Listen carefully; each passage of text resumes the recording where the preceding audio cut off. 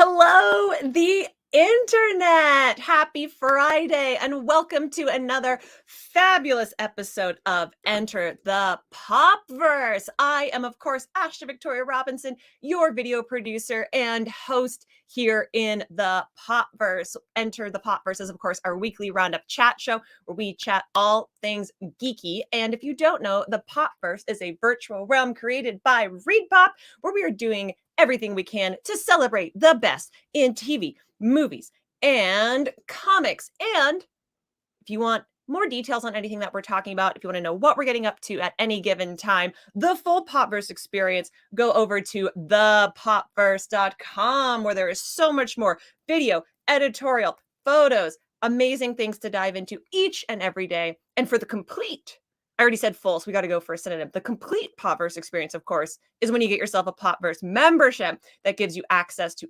even more behind the scenes shenanigans, so you're never missing a single thing that we get up to. I want to remind you that our next live show is Florida SuperCon at the end of this month, July 4th weekend. I am going to be there doing a bunch of fun, exciting things. I hope if you are in the area that you will come and you will say hello and you will be part of the Florida SuperCon experience. Shout out to Jake Hefner, first comment in the chat, saying top of the morning and happy weekend, Popverse. The very same to you, my friend. If I could do an Irish accent, I would, but it would be a travesty, so we simply will not. I also, of course, want to take this time to remind everyone that it is Pride Month. Happy Pride to all my queer brothers and sisters. Look, it's taken 18 episodes, and I figured out how to not get the cat food ads on the side anymore. Graham, behind the scenes, is applauding me because he understands what an achievement this is. But more importantly, it's Pride Month. We have a ton of amazing curated Pride content over at thepopverse.com. And tip of my hat and biggest of kudos to Deputy Editor Tiffany Babb for spearheading all of that. So please go and check that out. You know, this month and every single month, because we should be proud all the time. Graham also dragging me. Let's hear that accent. Absolutely not. How dare you, sir? I'm offended, and I am devastated that you would do this thing to me. I also want to give a quick shout out before we get too deep into it to Box Lunch Gifts, who sent me this amazing Indiana Jones shirt. It's long sleeve. It has this like cute little logo. It's freezing cold in LA. Like, we are about to pass away having real weather here. So thank you for this nice warm shirt and this incredible Her Universe backpack that I think I can take with the Dial of Destiny when I go on my next adventure, maybe to Florida SuperCon. We'll see. But it is so freaking cute. You can tell mint still has the tags, so it'll never be worth more than it is in this moment. Near mint, NMNMNM. Popverse in the chat saying hello to everybody. Friends, let's get started with it, shall we? I know you tuned in because we have a really, really incredible guest with a really great headshot on an adequate thumbnail made by me.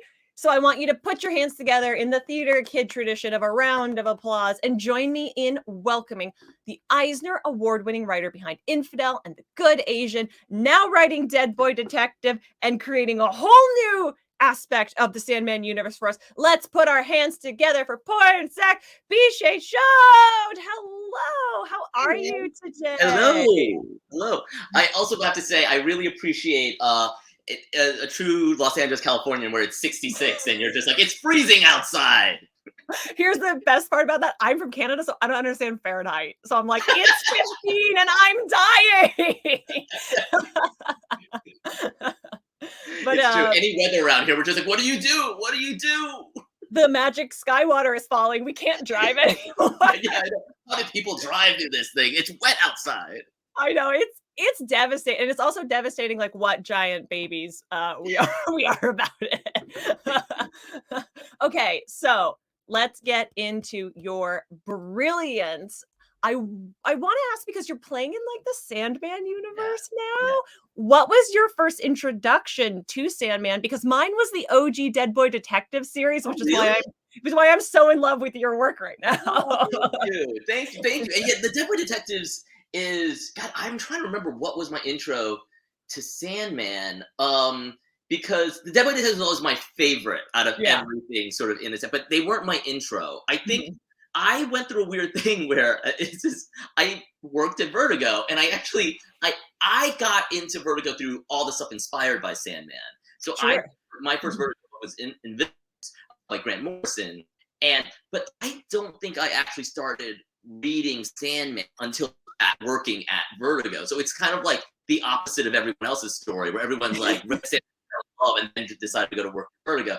It was all the other writers that were inspired by Neil that I got into, and then it was just like, reading Sandman for the first time, it's like watching The Godfather. Like it's Yes. the thing that like set everything else up, so you can kind of see the DNA of everything in Sandman. And I think it's one of the things that to me was so amazing about the book, where because sometimes you see the original things that set everything up, and you're like, it's been like picked to death, Yeah. and so like it loses its appeal. But Sandman, it is amazing, where it's just like that whole like road trip from America thing that so many Vertigo books did. Like Sandman kind of started it. The rotating artists, the story about story, like so many of the things that Vertigo would become known for was all there in Sandman, but in such a unique form, it never felt like, oh, I've read this already or I've seen this already. So that's kind of, I guess, how I got sort of into Sandman. Is just like working at the place that kind of started it all. I'm not gonna lie. I appreciate the honesty because at every convention that you've ever gone to, there's a panel on like how to break into comics. And when Yeah, people talk about they're like, well, I wrote something and then I got an agent. Now I'm writing Batman. And like that's a hard thing to replicate. And what yeah, yeah. you just explained to us is like very cut and dry. Like I was working in the place and this was how I was introduced to it. And now I write it. Like that's I actually replicable. Yeah, yeah, well, I appreciate you say that, because I actually think I have like the worst story of how to break into comics, because I was just No. I was because I was like not looking for a full-time job. I, heard about this job from Karen Berger. I really wanted to meet Karen. I took the thing. She let me keep working for her, and then that was it. But like any job I was looking for, I was never set up an editor, anything like that. So it was like most of my career in comics is just me falling ass backwards into things, and here I am. Yeah. That's like the advice that you give to performers where it's like, if you don't want it, you'll get Yeah, it. yeah, yeah, yeah. Yeah, the problem is it's set a horrible precedent. So now I'm just like, I don't want anything. Graham commending you with dragging me right off the drop with Yeah, a comment yeah. about LA weather. So welcome to enter the Popverse. Okay, can we like talk a little bit about the nature of the Sandman universe without spoilering? Because what's being built right now ties a lot into a lot of other things. Like you're tying into James's work with Nightmare Country and like how do you weave that? How do you keep that all straight? Was that part of your initial pitch? Was that something that was given to you by editorial? Like break down the complexities for me. So again, deeply unsatisfying answers to something Never, that never. because the answer really is, I just fell ass backwards into it. Yeah. But I think it's part of like the genius of the way Neil has set up the universe, and the Mhm. way James has done. James has set up his stuff with Corinthian and Nightmare Country, where I came in with a very personal kind of story, since it has so much to do with time mythology and all that sort of stuff. And there was never the intention of just being like, hey, how do we fit this into, like, how can we get this all to tie in and all that sort of stuff. It was just, what story do you want to tell? And this was the story. Mhm. And then from there, you know, it was, this is a part of it where it I think it sounds unsatisfying, because there certainly should be a way to make us all sound smarter, but it just all very naturally, like, oh, James is doing this and you want to do this, and if you change this a little bit, it instantly. And one of the things, that became very clear very Mhm. early on was like, oh wow, there's a way I can 100% tell the story that I want to tell, and it is so parallel to what James, and there's a slot in it where we can I can kind of take the baton of what James is doing, tell my story, move his story further a little bit, and then give the baton back to him. And so it would be really great to say that we figured out some like Rube Goldberg way to kind of piece everything together and all that kind of stuff. But it is super easy, and I honestly think that is a testament to, one, like the universe that Neil set up, where it's so varied, it's so diverse, Yeah. and so people can pop into any little sort of pieces. But then also sort of what James is doing, where he's using, and I think I'm a big fan of Nightmare Country because I really appreciate how James took the mythology of Sandman and said, like, hey, I want to tell a very personal story through that. And you can see the direct links between, like, you know, Department of Truth to Nightmare Country, and you sort of see where those overlaps are. And he's just like, yeah, this is a book I could have done as an image book, but I get to tell a story and use all of the stuff with Sandman to do it. And then, like, getting an idea of where he's going, I'm just, oh wow, there's actually a place in that story for me to tell my story too. And he can kind of do this thing. And I think it was Chris, you know, had sort of mentioned, Conroy had sort of mentioned, like, you know, we call these things like Sandman Universe, but we never really thought of them as kind of like a universe where the stories sort of talk to each other. And this is now a really good opportunity to do that. So it was really fun for me. And it's kind of, you know, I always think it's sort of that way, that theoretical way that crossovers are supposed to work, but they never actually do. Where it's just like, no, anything else. But like, you know, but you totally can. And you know, like, as a fan, I'm like, oh, that's great. And you read it, so it's like, oh, but you need this other thing to get that and stuff. And I don't know, like, and Lord knows, like, with the book, it's like, if you want more information, you should read his work because it's sort of amazing. But hopefully the goal is, you know, if you're short on cash or whatever the case may be, like, all you need to read is the Deadboy Detectives thing, and you can walk away if you like. I also think of a lot of your work as being, like, deeply personal to you and then educating a lot of, like, American readers on pockets of culture that we're maybe not as familiar with. Like, The Good Asian does that. Please tell me that we're getting volume 3. I love it so much. I need the movie. Henry Golding is, like, right there and ready to play this part, is all I'm saying. But you also do that in Deadboy Detectives. You've introduced some incredible Thai mythology, and you kind of hinted that that was, like, part of your pitch to begin with. So did you know what kind of ghost stories you wanted to bring to these ghosts? Yes and no was the answer. I knew that, you know, the original pitch was just like, hey, Thai ghosts are really fucked up, messed up. Thai ghosts are really messed up. And it would really be cool if, you know, the boys sort of met this. And one of the kind of, again, the amazing things is that, like, if you look through Sand, like, and there's some stuff in Thessaly and all that, but mostly the realm ghost is all within the Deadboy Detective sort of pocket. So it gave me that whole pocket of, like, ghost stories to talk about. So it was just like, I think these Thai ghost stories are so creepy, they're so weird, they're so disturbing, and yet I've never seen them in American culture. So this might be a good way to kind of do all that. And then, you know, and use it as to help tell, like, this very specific, unique coming of age story that with two boys who never die. And so I didn't know which ghosts particularly, but I did know, like, there's some great stories. And once the go ahead happened, it was like, all right, well, my favorite stories, we got to find a way to sort of integrate them somewhere. So, which is why, like, in issue 3, you see the Kumantong, you see, which is just so creepy. And you know, and so many of the other ghosts are just, like, so weird. Okay, you also have you've done editorial, you are an Eisner award-winning writer, you have worked in television as well, so I would be remiss if I didn't ask, Deadboy Detectives, I know we had, like, a tease that we were coming to television, but also, like, The Good Asian for television? I'm gonna ask it again. I think this is public. I am working on, well, not right this second because we're in a strike, but I am working on adapting. Yes, I am working on adapting The Good Asian for TV. I do think that is public. So we'll see. I'm working with RC. I'm working with the fine folks, James Wan's Atomic Monster and 3 Arts. And, you know, that whole thing is a roller coaster. So we'll see what, if anything, comes out the other side. But it has been, I've really enjoyed sort of, you know, having the opportunity to adapt it to other media. And we'll see what happens. Well, it feels like the second The Good Asian came out, it hit all of the comic readers and the industry like a freight train. Like, everyone's like, this is incredible. It's going to win the Eisner. It won't be won a bunch of Eisners.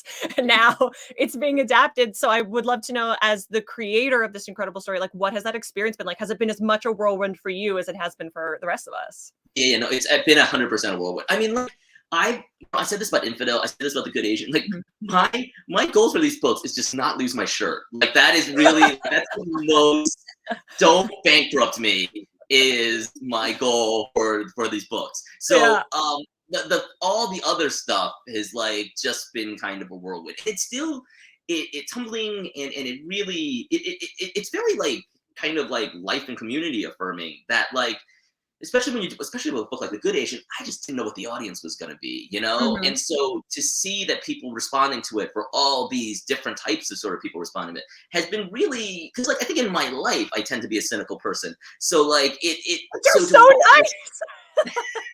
I have to hide it. I have to hide this. It's funny. I once met Chris Ware, and anyone who's familiar with the work of Chris Ware knows that it's beautiful and deeply depressing.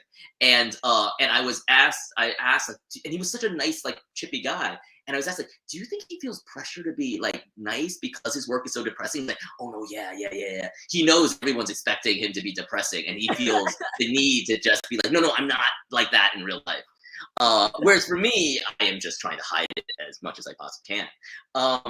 But yeah, no.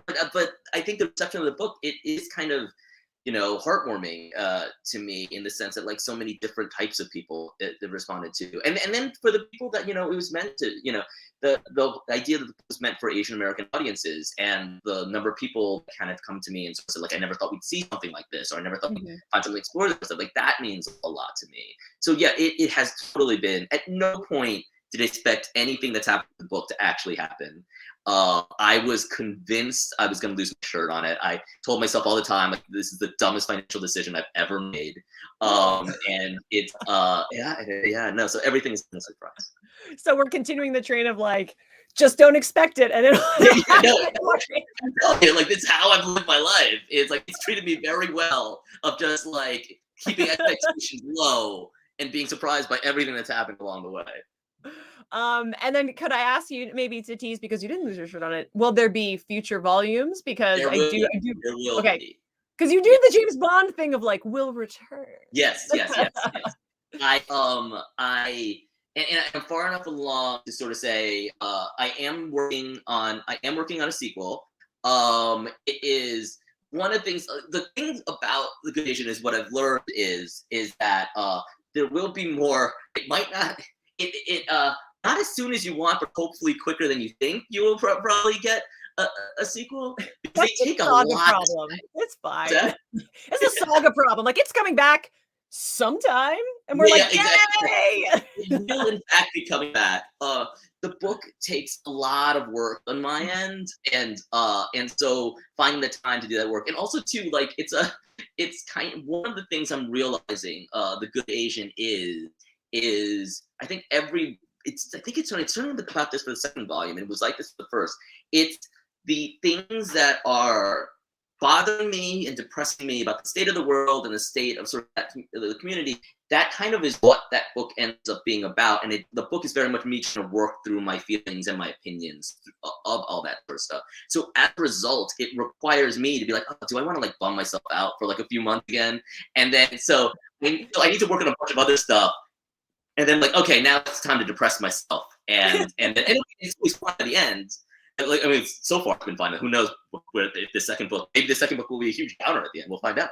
But the first book was like, it started off at a place where I was very depressed writing it because of the state of the world, and then by the end of it, it's like, oh no, there is hope, and this is where the future is, all that kind of stuff. But as a result, I'm not rushing to kind of go back there when I finish a book.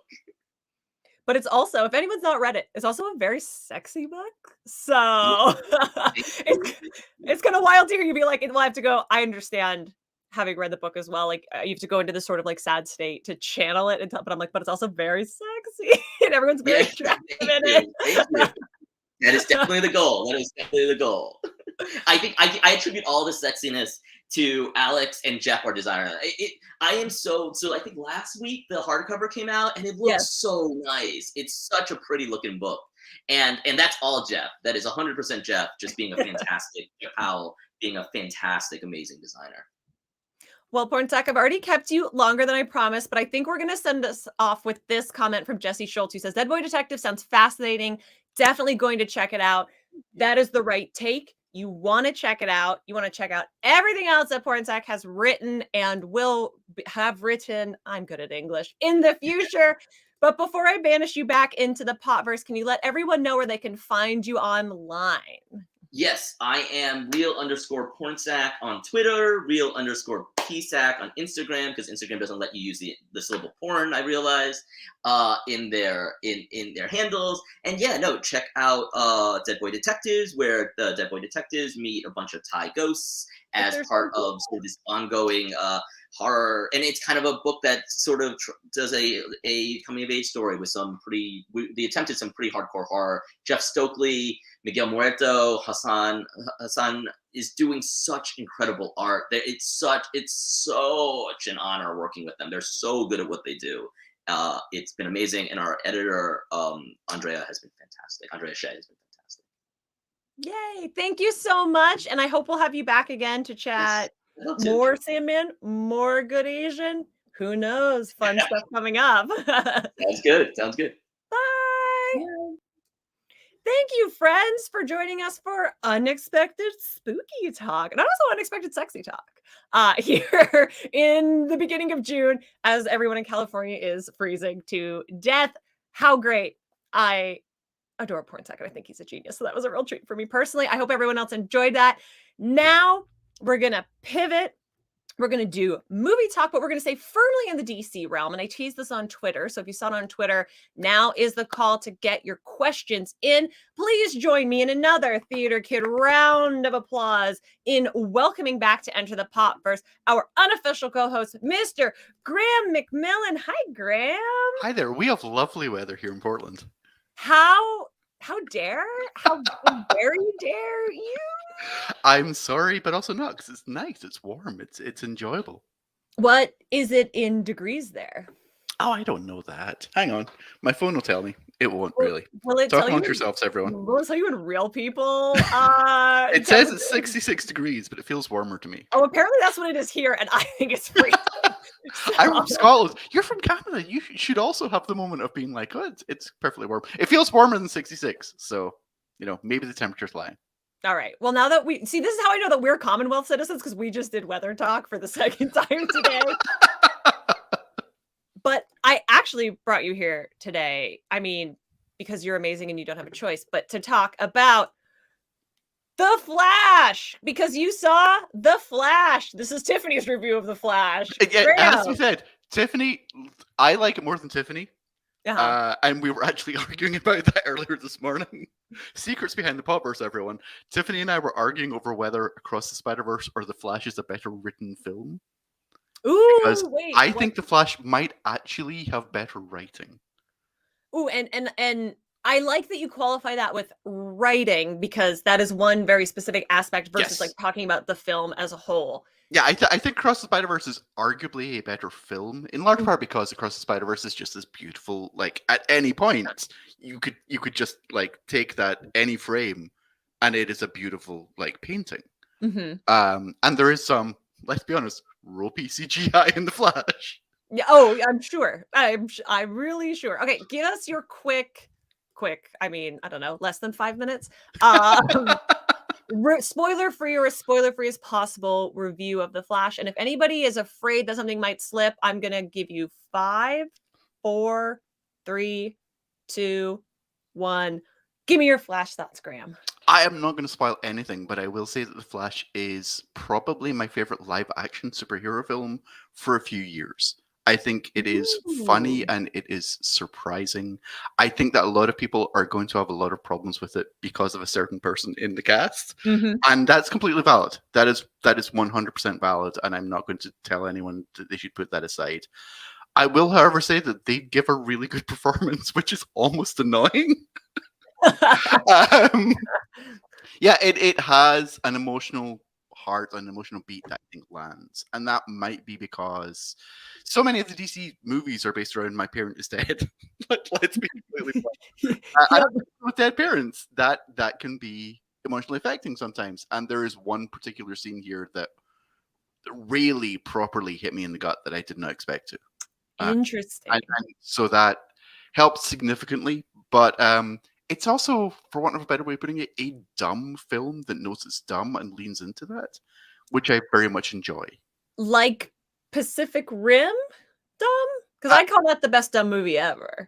To the Dungeons and Dragons film from a few months ago. Okay. Which the two share writers.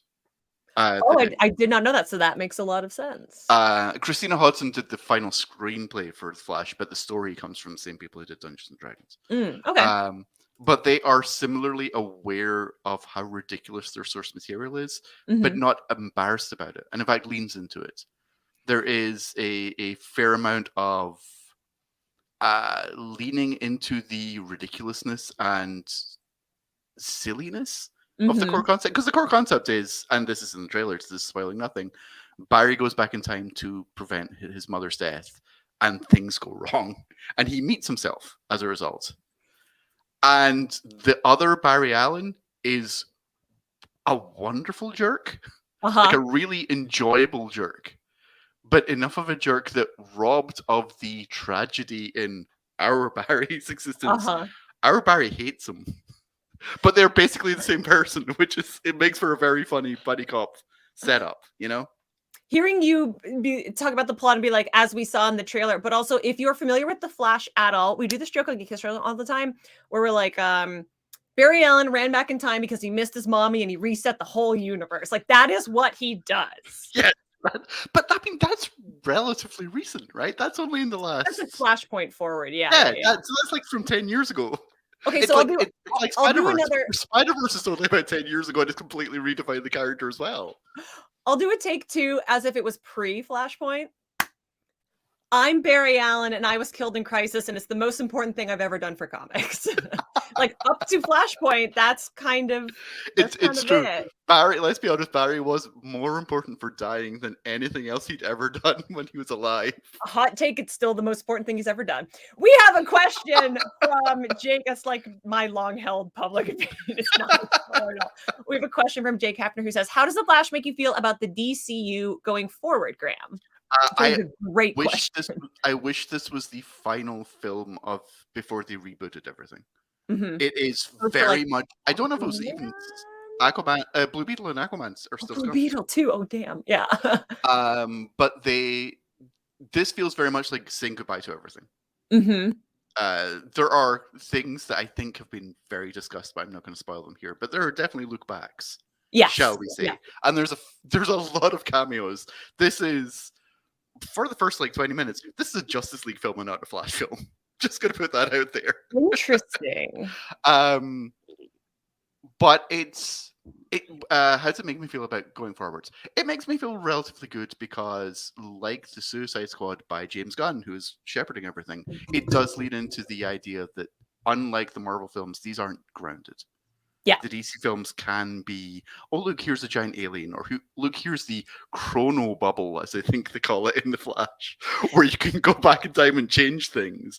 And I think the more that DC films lean into the really out there concepts that are at the core. I mean, DC's main heroes, Batman aside, are it's a magical princess made out of clay. It's a space cop with a magical wishing ring.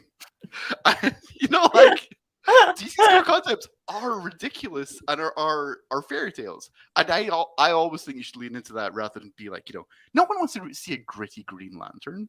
Do you know what I mean? No one wants to be like he's really troubled that he can only use his magical wishing ring to light the darkness. No, we want to see him make giant hands that throw things around. That's why Kyle is the best Green Lantern, because he's the best constructs, because he's an artist, is all I'm saying. I always think John is the best Green Lantern. We will agree to disagree in this one. Well, at least you didn't say Hal, because if you said Hal or Guy, you're wrong. You could tweet me at Ashley V. Robinson. Popverse with a great comment. The other Barry Allen is Pauly Shore. Graham, agree? Disagree? I completely agree, actually. Which is one of the best parts of the film. He is such a fun foil. And without spoiling anything, the fact that he is Pauly Shore and the fact that he hasn't had tragedy in his life really fuels the fact that when bad things start happening, he cannot deal with it, which is really fun. Fun is the wrong word. It's really interesting, and it's a really good way of arguing that the tragedy in these characters' lives does ground them for bad things happening and does make them well suited. I mean, everyone could use a bit of trauma, couldn't we? It's spoiling nothing to say that at the start of this film, Barry is not particularly happy with where he is in his life and where he is with the DC firmament, which interestingly enough also happened in Shazam. I wonder if the DCEU had kept going on, we would have had stories where all of the DC superheroes were just unhappy with who they were. But I have thoughts on why that might have been, but I don't know if I'm going to say them out loud. But I think one of the things that's good about the Flash is that part of his journey, part of his emotional arc in the film, is realizing the value of the bad things that he's gone through and the things that he doesn't like. I want to ask something, and we could tread into spoiler territory, so I want to be very careful about it. It's well known that there are a lot of cameos in this movie. You said that in the Justice League chunk that was good and it was interesting and enjoyable and all that. Is there any point where the special appearances feel hammy, or do they all serve the narrative purpose of the movie? Can I say both? Can I split the difference? Sure, of course. The ones that everyone are upset about preemptively, are so small that the upset honestly feels overblown. Interesting. Because we are talking seconds of screen time. Yeah. But also because they're so small, you could have replaced them with anything else. Do you know what I mean? Like they're literally there to be fan service. They're there for people to be like, I know that guy. Yeah. And kind that's of like it. In Spider-Verse, dare I say, where it was like, oh look. Yeah, it is. It's very much the equivalent of the Spider Society in Spider-Verse. Yeah. But I complained about the CGI. The CGI in those particular scenes is, I believe, they've said intentionally, it looks like that. It's not look good. That's some BBC Doctor Who, where before they got the Matt Smith budget, they were like, it's supposed to look kind of crummy, and you were like, just a limited budget, or you're limited by scheduling, VFX houses. What's really interesting is, see, now I am going into almost spoiler territory. There's other CGI that didn't have to be CGI'd to establish that aesthetic.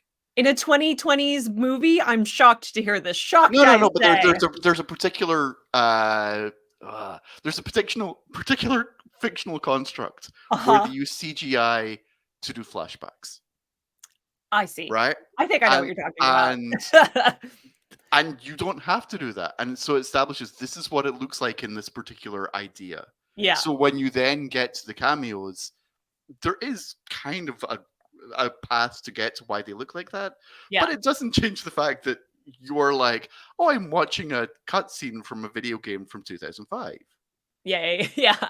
Okay, Jake Hefner has a good question I think will steer us away from spoiler territory, but still kind of ties in, which is, was Michael Keaton coming back executed well, or is it goofy stunt casting? Again, I'm going to split the difference and say both.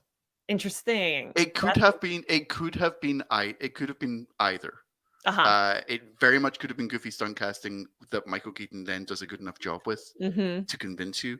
There's no reason it has to be that Batman. I'll put it that way. Fair. Very It's fair. not as if they make a specific callback where you're like, oh, he's mentioned Vicky Vale and the Joker, and there's nothing. There's no Vicky Vale. How dare they? Honestly, there's not a CGI Michael Goff. Sorry, everyone. But does Michelle Pfeiffer put the cat suit back on? That's all I want to know. Does she put another bird in her? No, but honestly, whenever I think about her in that role, which is obviously what I heavily associate with his Batman, I think that she put a live bird in her mouth and it could have pooped in there. It's the number one thing I think about every single time. That's amazing. I love that is your one association with Michelle. It's my top association. It is both. He does a really good job with something that could have been goofy stunt casting. And I think Tiffany Babb continuing your argument is the perfect way to wrap up our Flash talk, saying, I loved Keaton. He's really good. Tiffany and I overall agree with this film. It's that I get Tiffany likes Spider-Verse more than me, I think is what it really comes down to. Because I do think that writing wise this is stronger. In part because it finishes and Spider-Verse doesn't. Yeah. Like which honestly there gets to be an end. Is a tougher and tougher ask, it seems like, for superhero movies. Superhero movies are treading dangerously into serialized television on the big screen, in my opinion. Well, especially Spider-Verse, which literally ends with a to be continued. Yeah, and your mileage as a consumer on that may vary. Graham, I think we'll have you back either next week or the week after to talk full spoilers on The Flash, but thank you for coming and talking like non-spoilers and answering As people's always. questions. I'm going to make you do this because you hate it. That's not your lower third. It's No, this no, one! Pornsak. I gave you an Eisner Award with this one, and this is the resized one, but we'll do your regular one. Where can people find you online, and where can they come and continue to ask you about The Flash? They can find me on Twitter, which is my name, which is down there, with an M at the end, at Graham M. And I'm not going to try and spell it because it's right there, and you guys can read. And otherwise, I'm on the Popverse. Thank you, Graham. And I'm going to banish you back into the Popverse where we will see you next week. I can't see my mouse, so there we go. So much fun, friends. Thank you, everybody, for all of those incredible questions for Graham. I can't wait to have him back to talk more spoilers on The Flash. I love doing that with Tiffany on Spider-Verse. I think it's going to be super, super fun to do it for The Flash. Friends, we have reached the end. So I want to remind you, of course, that you can always find any videos or anything that we reference here down in the show notes once this episode is done. That's where you can find everything that we talked about, or you can go straight over to thepopverse.com. We are celebrating the best in TV, movies, and comics because, as you know, the Popverse is a virtual realm created by ReadPop. While you're there, get yourself a Popverse membership. That way, when dope things come up like Florida SuperCon with incredible panels and a bunch of special interviews, you can make sure that you get as much access as quickly as possible to all of that. I'm wishing everybody a happy Pride Month. I hope I get to see you at the end of this month, as I mentioned, at Florida SuperCon. It's going to be a super fun, happy time. I have been your video producer and host here in the Popverse, Ashley Victoria Robinson. Friends, I thank you so much for joining us, and I will see you next time.